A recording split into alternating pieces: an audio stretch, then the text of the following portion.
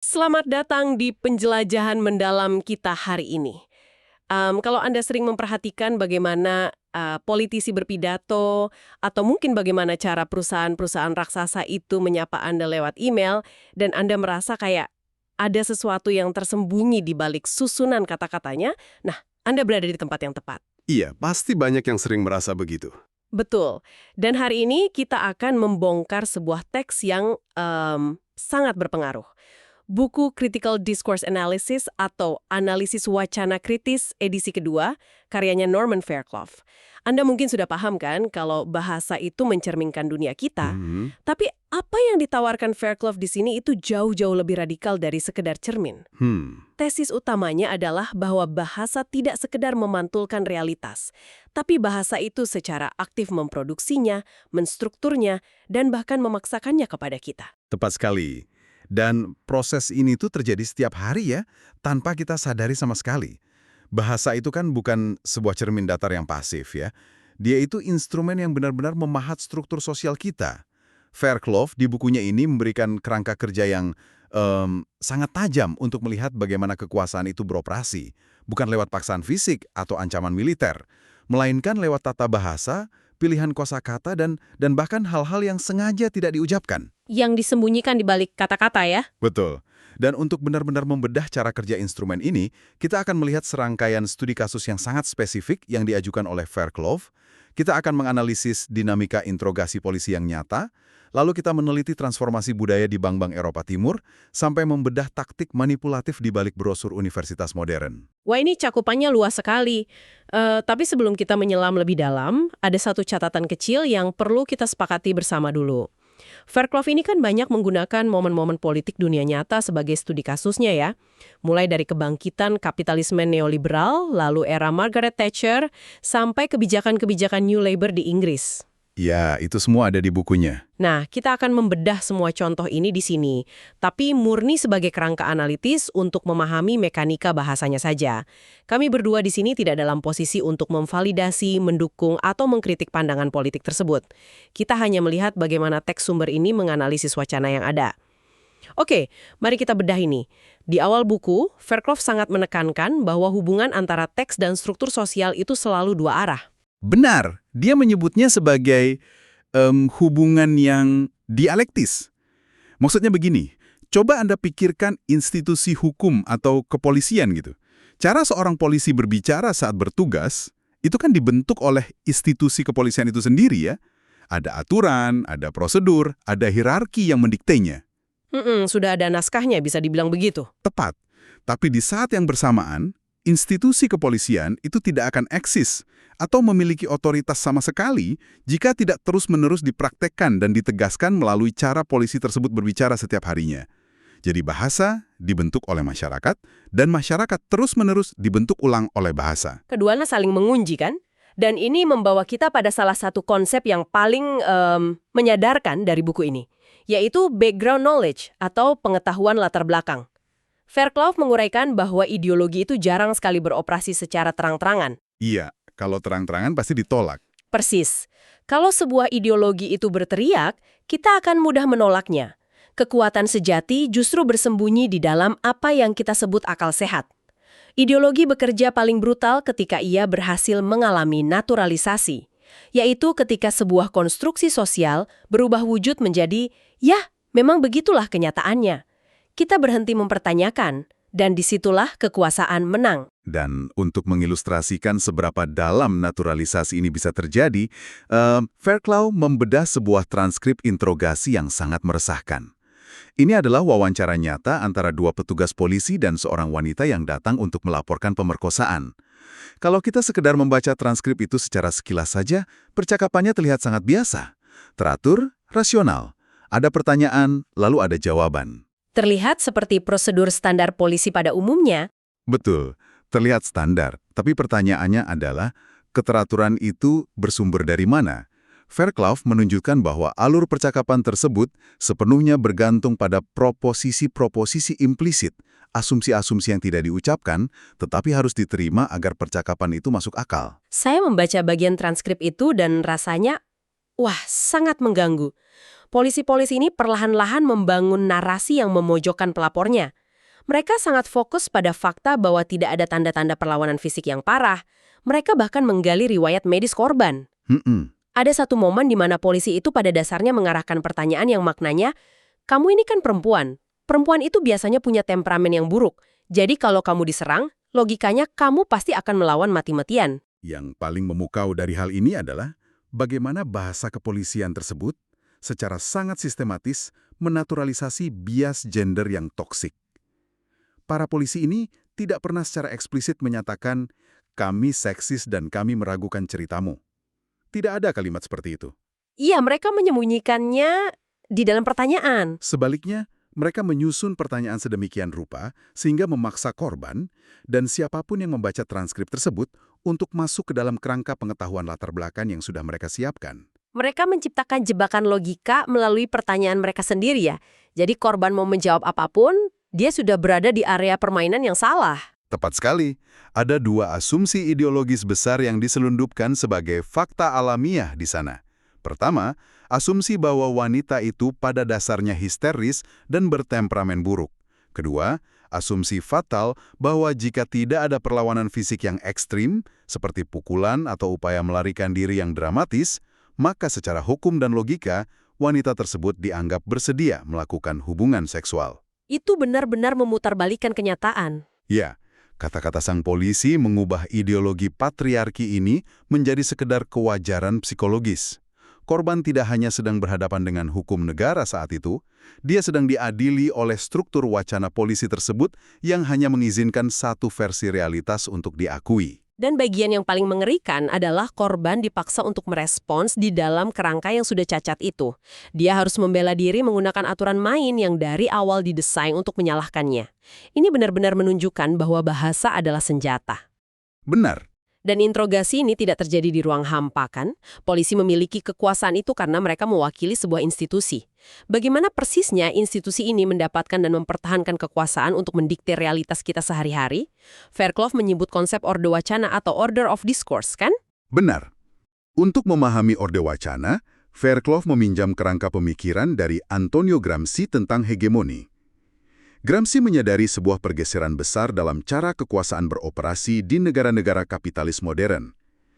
Di masa lalu, kekuasaan mungkin dipertahankan melalui kekerasan fisik, intervensi militer, atau ancaman penjara. Tapi cara itu mahal dan tidak stabil. Apalagi di era modern, itu pasti akan memicu pemberontakan. Betul. Kekuasaan modern dipertahankan melalui persetujuan atau konsen. Jadi ini lebih tentang meyakinkan masyarakat bahwa sistem yang menindas mereka itu sebenarnya adalah sistem yang paling rasional ketimbang harus menodongkan senjata ke kepala mereka. Persis. Mereka yang memegang kendali harus menaturalisasi dominasi mereka, sehingga terlihat seperti tatanan alam yang tidak terhindarkan. Dan instrumen utama untuk memproduksi persetujuan ini adalah orde wacana. Sederhananya begini, orde wacana adalah totalitas dari semua aturan dan praktik bahasa di dalam sebuah institusi. Semacam buku panduan tak terlihat gitu ya? Iya. Ia mengatur secara ketat siapa yang memiliki otoritas untuk berbicara, kapan mereka diizinkan berbicara, format apa yang harus mereka gunakan, dan bahkan topik apa yang tabu untuk dibahas di dalam institusi tersebut. Dengan keseharian Anda sebagai pendengar, coba perhatikan bagaimana postur tubuh dan cara bicara Anda berubah ketika Anda memasuki ruang kelas atau ruang sidang dibandingkan saat Anda berkumpul dengan teman-teman di kafe. Pasti sangat berbeda. Di ruang kelas, Anda secara otomatis mengangkat tangan, menunggu dipersilahkan oleh dosen, dan menggunakan kosakata yang formal. Anda tidak tiba-tiba melakukan ini secara acak, kan? Institusi kelas itu secara harfiah telah mengkonstruksi Anda menjadi subjek tertentu, yaitu seorang murid yang tunduk pada otoritas pengajar. Orde wacana sekolah memaksa Anda untuk mengambil posisi itu jika Anda ingin dianggap rasional dan beradab di dalam ruangan tersebut. Dan transisi itu terjadi sedemikian mulus, sehingga kita merasa sedang bertindak atas inisiatif dan kesopanan kita sendiri. Kita merasa otonom, padahal sebenarnya kita sedang mengeksekusi naskah yang ditulis oleh institusi. Namun, penting untuk digarisbawahi bahwa Fairclough tidak melihat institusi sebagai entitas monolitik yang statis dan tak tertembus. Nah, disinilah bagian yang sangat menarik. Institusi itu bukanlah benteng batu, melainkan sebuah medan pertempuran yang aktif. Betul, Orde Wacana bukanlah sesuatu yang turun dari langit begitu saja. Ia adalah hasil dari pertarungan historis. Selalu ada wacana dominan yang berkuasa saat ini, tetapi selalu ada juga wacana perlawanan atau alternatif yang mencoba menggulingkannya. Dan wacana manapun yang berhasil memenangkan pertempuran tersebut, dialah yang berhak mendefinisikan apa itu akal sehat. Ya, pemenang yang menulis sejarah wacananya. Jadi, setiap kali kita melangkah masuk ke rumah sakit, bank, atau bahkan kantor polisi tadi, kita sebenarnya sedang berjalan di atas medan pertempuran ideologi yang membeku, di mana salah satu pihak telah memenangkan hak untuk mengatur cara kita berpikir dan berbicara di sana. Dan jika kita memperbesar skalanya, pertempuran wacana ini tidak hanya terjadi di koridor rumah sakit atau sekolah, tetapi di panggung ekonomi global. Fairclough mengalokasikan banyak ruang untuk membahas bagaimana analisis wacana kritis membedah kapitalisme baru atau neoliberalisme, terutama bagaimana pergeseran bahasa terjadi pada momen-momen krisis, seperti krisis finansial global 2008. Kapitalisme neoliberal adalah studi kasus makro yang sempurna untuk melihat kekuatan bahasa. Kebijakan-kebijakan seperti deregulasi pasar besar-besaran, privatisasi aset negara, dan pemotongan jaminan sosial itu semua tidak muncul secara organik dari kebutuhan masyarakat. Mereka didorong secara agresif melalui wacana. Yang sangat esensial di sini adalah konsep bahwa wacana seringkali mendahului realitas materialnya. Maksudnya, ideologi itu diucapkan dulu, diimajinasikan dulu lewat kata-kata, baru setelah itu dunia nyatanya dibangun untuk mencocokkan kata-kata tersebut.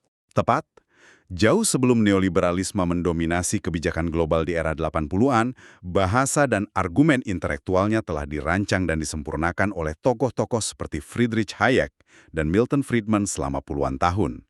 Mereka menciptakan struktur wacananya di ruang-ruang akademis. Jadi mereka sudah menyiapkan bahasanya dulu. Betul sekali. Lalu, ketika krisis ekonomi melanda pada tahun 1970-an dan sistem lama mulai goyah, wacana yang sudah matang ini langsung diinjeksikan sebagai satu-satunya solusi yang masuk akal untuk merekonstruksi tatanan dunia. Bayangkan, ketika Anda menyalakan TV dan melihat panelis ahli ekonomi berdebat tentang efisiensi pasar, pemotongan pajak, atau fleksibilitas tenaga kerja. Bahasa yang mereka gunakan terdengar sangat teknis, objektif, dan matematis. Padahal, kita sedang menyaksikan operasi hegemoni secara langsung di layar kaca. Dan Fairclough menyoroti bahwa di saat terjadi krisis yang masif, seperti runtuhnya pasar finansial tahun 2008, pendekatan wacana juga berubah. Di masa stabil, fokus analisis adalah pada struktur wacana yang sudah mapan. Namun saat krisis, saat tatanan yang ada terbukti gagal dan kepanikan massal terjadi, fokus bergeser pada strategi. Karena status quo-nya sedang terancam ya? Iya, pada tahun 2008 kita melihat ledakan strategi wacana yang saling bertabrakan. Ada kelompok yang menggunakan bahasa untuk menjustifikasi kegagalan pasar tanpa menyalahkan kapitalisme itu sendiri. Ada yang menciptakan wacana untuk menyalahkan kecerobohan individu peminjam KPR. Dan tentu saja, ada wacana perlawanan yang berusaha merancang ulang seluruh sistem. Pertarungan untuk menyelamatkan atau menghancurkan sistem ekonomi itu bertumpu pada siapa yang memiliki strategi narasi yang paling meyakinkan publik. Benar.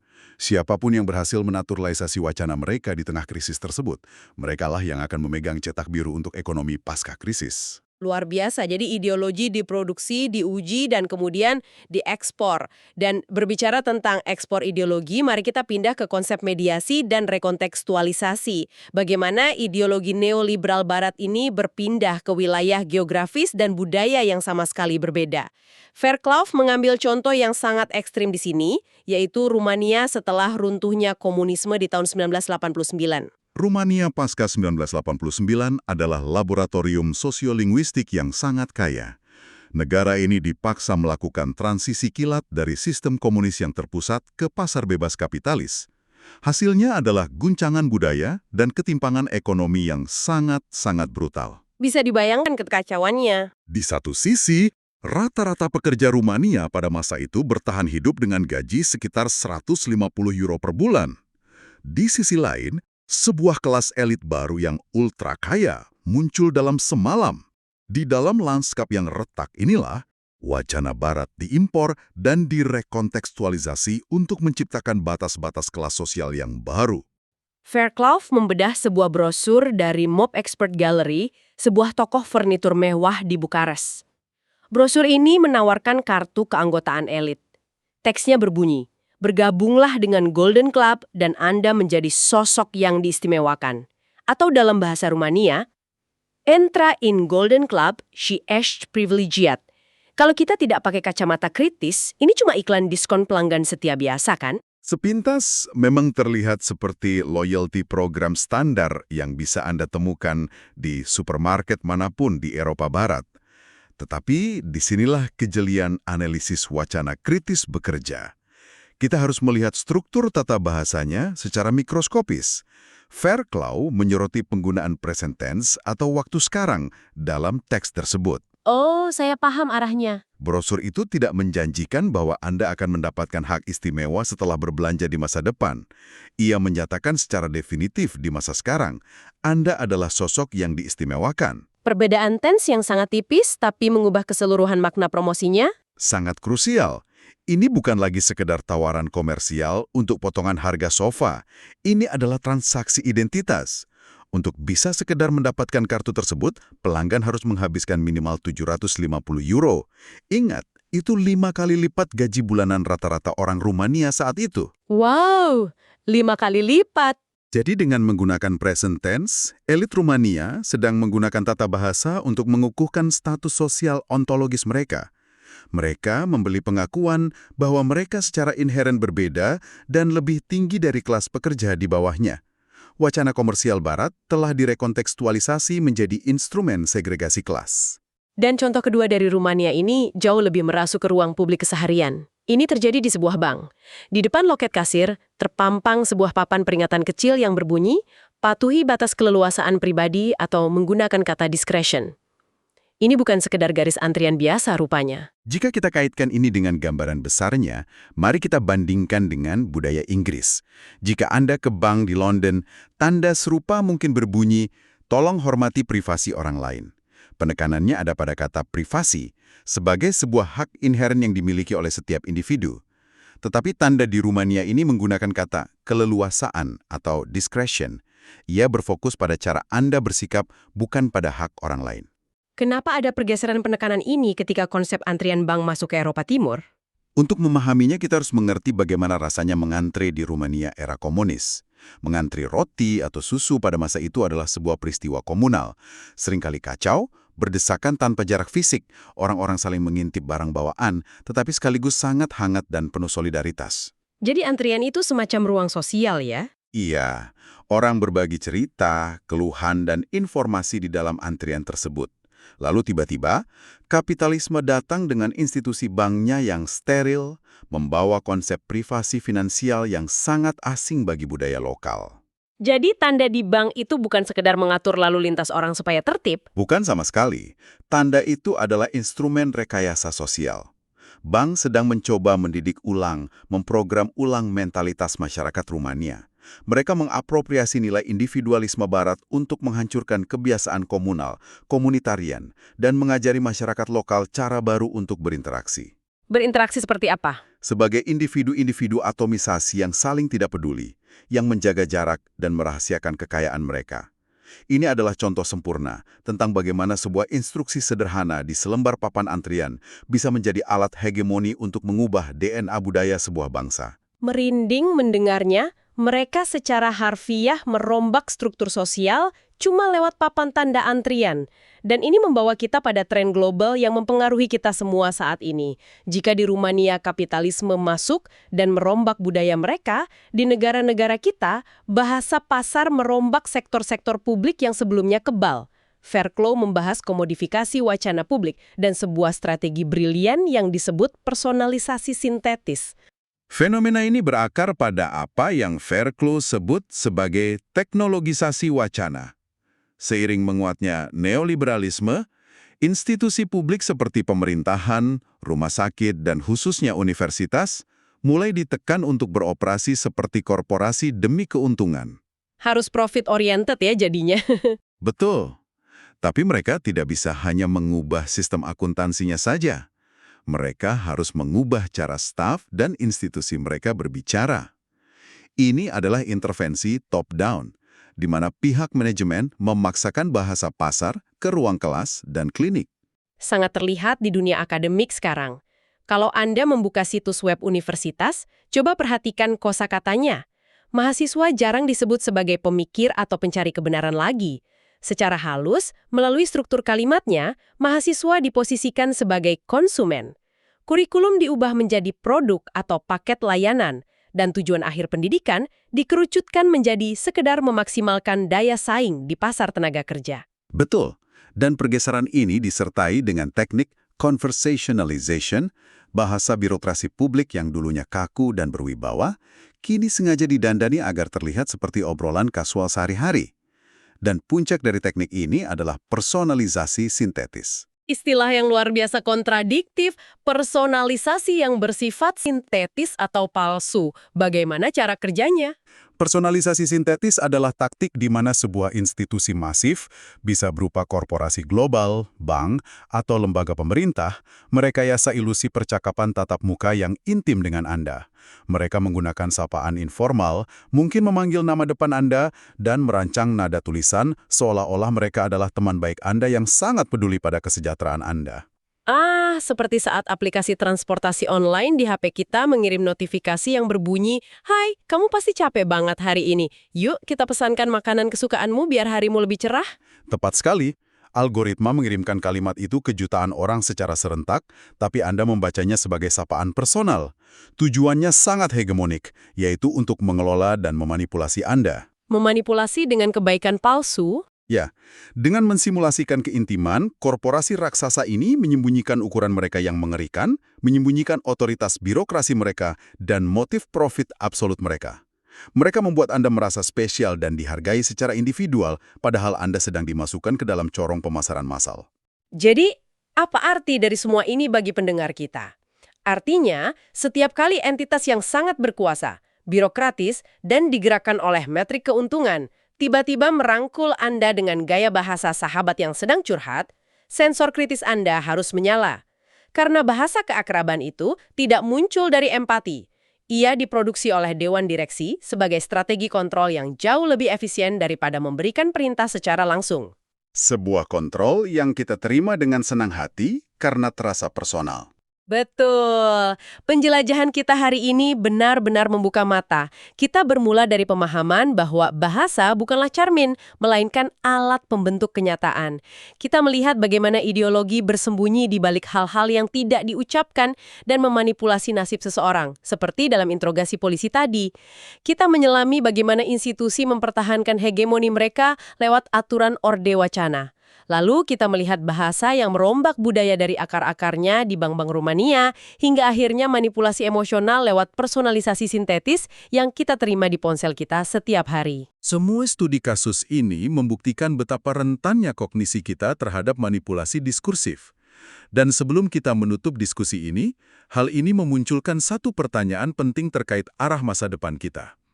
Fairclough meneliti bagaimana manusia, seperti polisi, eksekutif, manajer, menggunakan bahasa untuk menyembunyikan ideologi mereka. Tapi kita sekarang melangkah ke sebuah era di mana sebagian besar teks yang kita konsumsi tidak lagi ditulis oleh manusia. Tunggu, maksudnya ketika mesin atau kecerdasan buatan yang mengambil alih produksi bahasa itu? Balasan email dan interaksi layanan pelanggan diproduksi seketika oleh algoritma. Mesin-mesin ini secara teknis tidak memiliki kelas sosial atau trauma historis, tetapi mereka dilatih menggunakan data dari masyarakat kita yang sudah penuh bias. Ketika AI mulai memproduksi pengetahuan latar belakang secara otomatis dan melakukan personalisasi sintetis yang tanpa celah kepada miliaran orang sekaligus, ideologi siapakah yang sedang ditanamkan secara diam-diam ke dalam pikiran kita? Wah, itu pertanyaan yang sangat masif. Saat kacamata analisis wacana kritis dihadapkan pada teks yang dikarang oleh kecerdasan buatan, kita harus bertanya, siapa pemegang kuasa sesungguhnya di balik deretan kode tersebut? Dan itulah tugas untuk Anda pendengar kami. Jangan pernah berhenti mempertanyakan teks, obrolan, dan informasi yang terasa masuk akal atau natural di sekitar Anda. Karena justru di dalam kewajaran itulah kekuasaan meletakkan jangkarnya yang paling dalam. Terima kasih telah menemani kami menyelam ke dalam kedalaman bahasa hari ini. Tetaplah kritis dan kita bertemu lagi di penjelajahan berikutnya.